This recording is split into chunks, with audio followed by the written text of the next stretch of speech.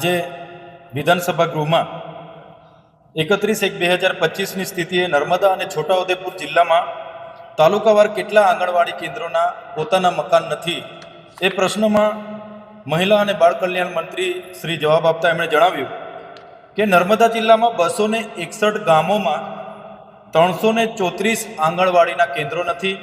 છોટાઉદેપુર જિલ્લાના 339 ગામોમાં 379 આંગણવાડી કેન્દ્રોના મકાન નથી.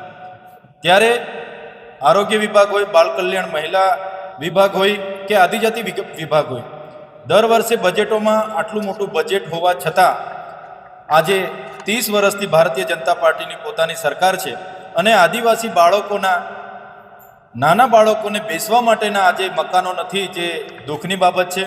સન્માન્ય ગૃહમાં પણ અમે મુખ્યમંત્રીશ્રીને અને મંત્રીશ્રીને આ બાબત લઈને એમણે જે સ્વીકાર્યું, એમણે જે જવાબ આપ્યા એ બદલ અમે અભિનંદન આપ્યા છે કે આ તમામ આદિવાસી વિસ્તારોની વરવી વાસ્તવિકતાઓ છે.